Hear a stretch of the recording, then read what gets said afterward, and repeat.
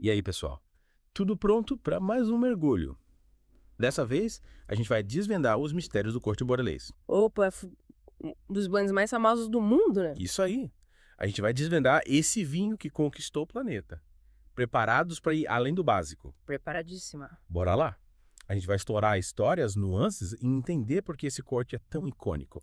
Porque não é só misturar uvas e pronto, né? Não.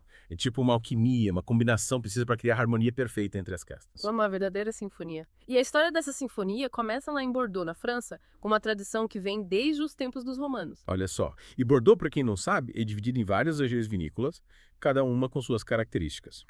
Isso impacta diretamente no estilo do Corte Bordelês, mas a gente não pode esquecer do terroir, né? Ah, o terroir. Aquele lance do solo, do clima, que faz toda a diferença no sabor final. Exatamente. Imagina só, um solo pedregoso versus um solo argiloso. A diferença no vinho é enorme. Nossa, é verdade. E aí que entra a expertise dos produtores, né? Eles conhecem o terroir como ninguém e não estão simplesmente misturando uvas aleatoriamente, não. É um processo meticuloso para extrair o melhor de cada variedade. Isso aí. Falando em uvas, vamos apresentar as estrelas do show. Cabernet Sauvignon, Merlot e Cabernet Franc. O trio de ouro do Corte Bordelês. Cada uma com sua personalidade. A Cabernet Sauvignon, por exemplo, é a base, a estrutura do corte, né? Traz aquela força, taninos marcantes e um potencial de envelhecimento incrível. Pensa em frutas negras, especiarias, um toque de cedro. A Cabernet Sauvignon é tipo alicerce, sabe? E a Merlot entra pra dar aquela suavizada. Adicionar elegância e um toque mais frutado. Isso. Frutas vermelhas, chocolate, um toque floral. Ela completa a Cabernet Sauvignon de um jeito único. E a Cabernet Franc. Essa, para mim, é a que traz a complexidade. Ah, com certeza. Notas herbáceas, frescor, um toque picante. Dá um charme especial pro Corte Bordelês. Cabernet Franc é responsável por aquele toque de mistério, sabe? E importante lembrar que o terroir influencia diretamente na personalidade de chegar à uva. Verdade. O clima, o solo, tudo isso se reflete no sabor final do vinho. E essa mistura bordalesa conquistou o mundo, né? Conquistou. Influenciou produtores em tudo quanto é canto. Na Itália, por exemplo, teve aquela revolução com os super toscanos. Verdade. Os subtoscanos foram um movimento ousado na Toscana. Eles desafiaram as regras e adotaram as uvas de Bordeaux para criar vinhos inovadores. Imagina só usar uvas francesas na Itália. Era quase um sacrilégio. Pois é. Mas eles mostraram que Côte Bordelês podia ser adaptado a outros terroirs. Abriram um leque de possibilidades. E nos Estados Unidos, como eles interpretam esse estilo? A Califórnia, principalmente Napa e Sonoma, se destaca com seus Côte Bordelês. Eles usam a potência do terroir californiano para criar vinhos mais encorpados, com muita fruta e estrutura. É um estilo que tem conquistado cada vez mais fãs. E a Austrália, eles também entraram na onda do Corte Bordelês. Com certeza. A Austrália tem uma diversidade incrível de terroir. Que legal. E isso permite aos produtores criar uma gama enorme de estilos de Côte Bordelês. Eles exploram desde regiões mais frescas, com vinhos mais elegantes, até regiões mais quentes, com vinhos mais robustos. Isso aí. E essa mistura de uvas, essa alquimia toda, tem um nome, né? Chama-se assemblage. Assemblage. A arte de combinar vinhos de diferentes uvas e safras. Buscando o equilíbrio perfeito, é como um quebra-cabeça onde cada peça tem seu lugar. Tipo um maestro regindo uma orquestra, né? Exatamente. E o maestro, nesse caso, é o enólogo. É ele quem decide as proporções de cada uva, o tempo de envelhecimento, Nossa. enfim, todos os detalhes que influenciam no estilo final do vinho. E como a gente, meros mortais, pode apreciar um bom Corte Bordelês? A degustação é uma experiência sensorial completa. A gente usa a visão, o olfato e o paladar para desvendar os aromas, sabores e nuances do vinho. Então não é só beber. Não, é preciso sentir o vinho, entender a história que ele conta. A gente vai te guiar por essa jornada sensorial, te ensinando a identificar os aromas, sabores e características que fazem o Côte Bordelês ser tão especial. Que legal! Mas antes de partir para essa aventura, que tal a gente fazer uma pausa estratégica? Boa! Para respirar fundo e se preparar para a próxima etapa. Na segunda parte do nosso mergulho, vamos desvendar os segredos da produção do Corte Bordelês. Aí sim, até lá. De volta ao nosso mergulho no mundo do Côte Bordelês. Isso aí. Na primeira parte, exploramos as origens, as uvas, a influência global. E agora vamos abrir as portas da adega e desvendar os segredos da produção. Opa, preparados para colocar a mão na massa, ou melhor, na uva. A gente vai entender como o terroir, as técnicas de vinificação e a arte da assemblagem se unem para criar essa mágica. Lembrando que Bordeaux é dividida em regiões, cada uma com suas características. E isso, claro, influencia no estilo do vinho. Totalmente. É. Vamos começar pela margem esquerda do Rio Gironde, o reino da Cabernet Sauvignon. Margem esquerda. Terra de gigantes, né? É isso aí. Madoc, Pauillac, Margaux, vinhos encorpados, taninos poderosos, aromas complexos. Deu até água na boca. Deu mesmo. E não é à toa. O solo da margem esquerda, com bastante cascalho, é perfeito para Cabernet Sauvignon. A drenagem é ótima e o cascalho reflete a luz do sol, ajudando as uvas a amadurecerem com perfeição. E essa Cabernet Sauvignon da margem esquerda, ela tem um estilo mais, como posso dizer, austero. Os vinhos da margem esquerda costumam ser mais estruturados, com taninos mais firmes e aromas mais minerais por causa da influência do solo. São vinhos para quem gosta de esperar, sabe? Pra ver todo o potencial se revelar com o tempo. Tipo aqueles vinhos para guardar na adega por anos e abrir numa ocasião especial. Exatamente. E a margem direita do rio Gironde, o terroir, muda a história, né? Completamente. A margem direita é o lar da Merlot, uma uva mais macia, mais elegante.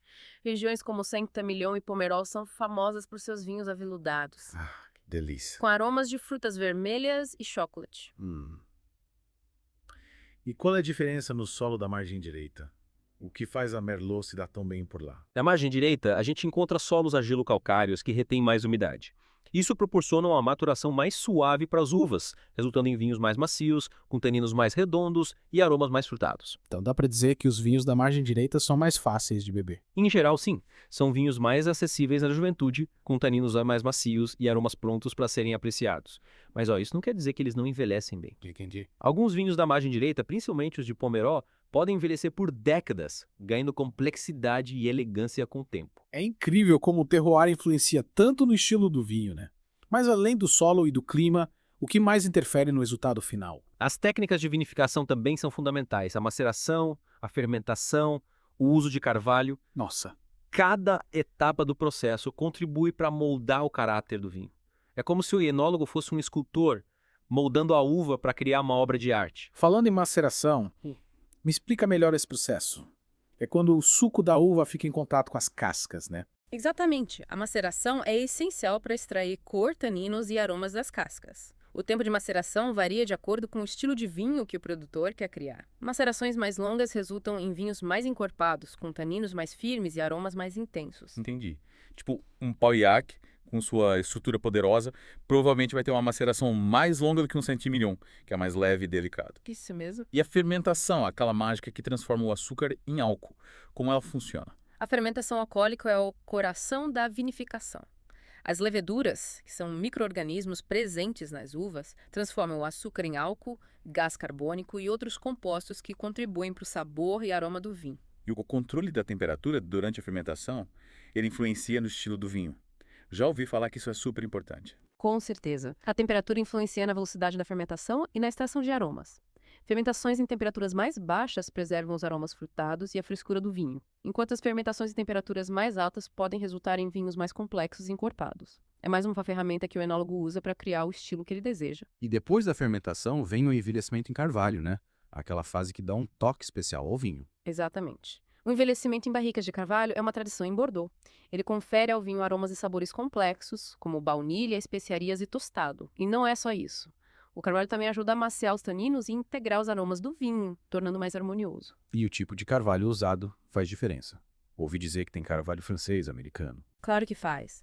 O carvalho francês é o mais utilizado em Bordeaux, especialmente o carvalho de Allier, Nevers e Vosges. Ele confere ao vinho taninos finos, aromas elegantes e um toque de especiarias.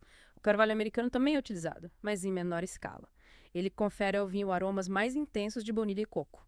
A escolha do tipo de carvalho vai depender do estilo que o produtor busca. Fascinante. E por quanto tempo o vinho fica envelhecendo em um carvalho? Varia muito. É. Depende do estilo do vinho, da safra e da preferência do produtor. Vinhos mais jovens podem envelhecer por alguns meses em carvalho, enquanto vinhos de guarda podem passar anos em barricas. Nossa, é um processo bem complexo. E depois do carvalho, o vinho já está pronto para ser engarrafado. Quase.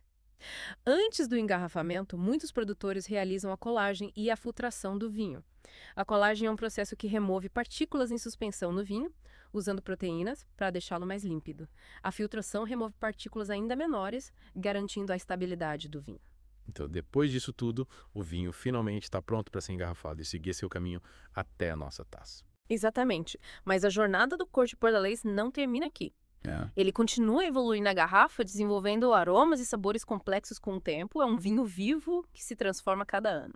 Que legal! E agora que a gente já entende um pouco mais sobre a produção, que tal falar da parte mais gostosa, a degustação. Vamos lá, preparar as taças. Sabe o que é os paladares? Na próxima parte do nosso mergulho, vamos aprender a degustar o Côte Bordalês como um verdadeiro sommelier, desvendando seus aromas, sabores e harmonizações. Aí sim.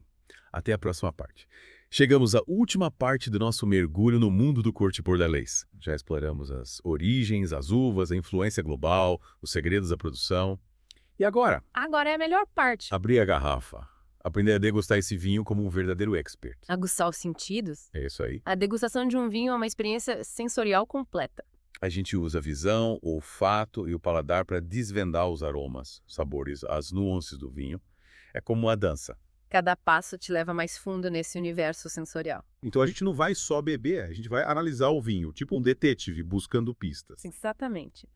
Começamos pela análise visual, observando a cor, a limpidez, a intensidade, as nuances, Isso é como admirar uma obra de arte, né? percebendo cada detalhe, cada pincelada. E o que a cor do vinho pode nos dizer. A cor pode indicar a idade do vinho, a uva predominante no corte, até o tipo de carvalho usado no envelhecimento. É como ler um livro, cada página revela um pouco mais sobre a história do vinho. Por exemplo, um vinho mais jovem, com tons de rubro intenso, provavelmente vai ter aromas mais frutados. Isso.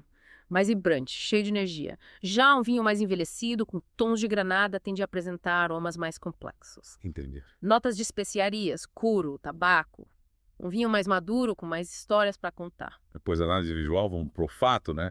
Minha parte preferida. É incrível como o aroma do vinho pode nos transportar para outros lugares. O olfato é fundamental para a gente apreciar a complexidade aromática do Côte Bordalês. Primeiro, a gente gira a taça delicadamente, né? Para liberar os aromas. É como acordar o vinho, sabe? Fazer ele se mostrar por inteiro. E aí a gente sente o vinho sem encostar a boca na taça. Inspira profundamente. E tentamos identificar os aromas. É como decifrar um código secreto. Cada aroma revela um ingrediente da receita do vinho. E os aromas do Côte Bordalês, nossa. Podem ser muito diversos, né? Frutas vermelhas, frutas negras, especiarias, ervas, flores, notas minerais. Um verdadeiro festival de aromas. E essa complexidade aromática, ela vem só das uvas. Não, os diferentes tipos de uva, o terroir, as técnicas de vinificação, o envelhecimento em carvalho, tudo isso contribui para criar o buquê único de cada vinho. É como uma orquestra. Cada instrumento contribuindo para a melodia final. Depois de apreciar os aromas, chegou a hora da verdade. Provar o vinho. Aí sim. Mas a gente não vai só engolir, né? Não, não.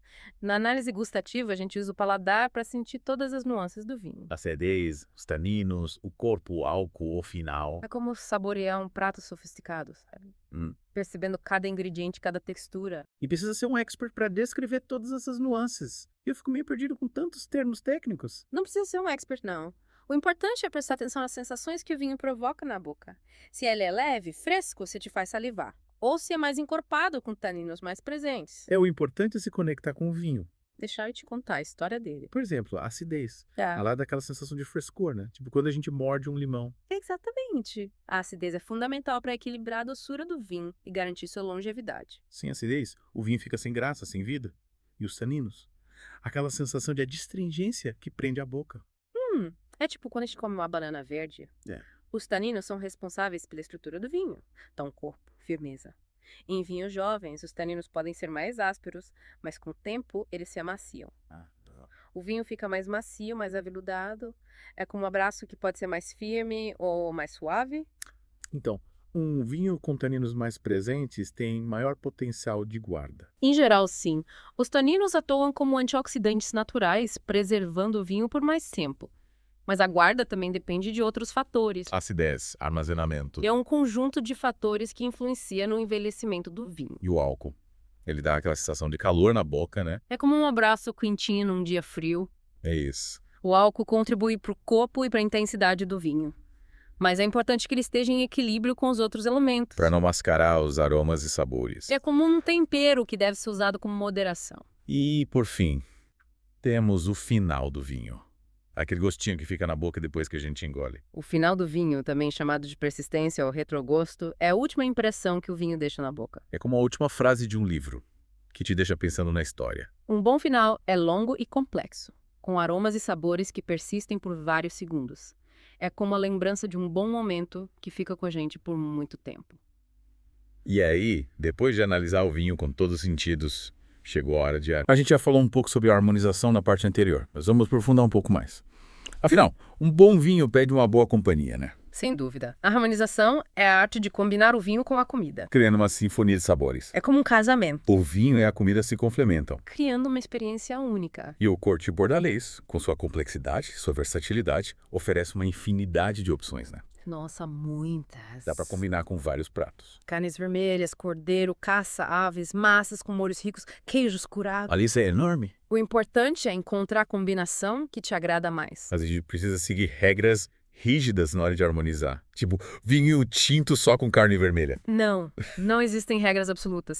O importante é usar criatividade e o bom senso. Mas algumas dicas podem ajudar, né? Vinhos mais encorpados, com taninos mais presentes, pedem pratos com sabores mais intensos para criar um equilíbrio. Tipo, um vinho da margem esquerda com seus taninos poderosos combina perfeitamente com um bife grelhado, um cordeiro assado. A força do vinho encontra a força do prato. Exatamente. Já um vinho da margem direita, mais macio, mais frutado, vai bem com pratos mais leves.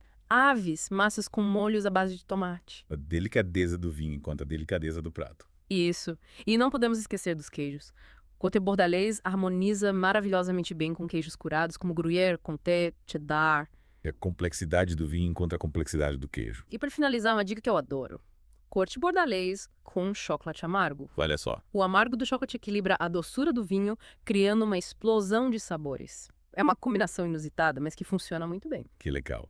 Depois desse mergulho no mundo do Corte Bordalais, a gente aprendeu desde a história até a degustação desse vinho tão especial. Espero que você tenha se inspirado a explorar esse universo. É isso aí. Lembrando que o mais importante é experimentar, descobrir seus próprios gostos e se aventurar no mundo dos vinhos. Afinal, cada garrafa é uma nova descoberta. Até verdade. Saúde. E até a próxima.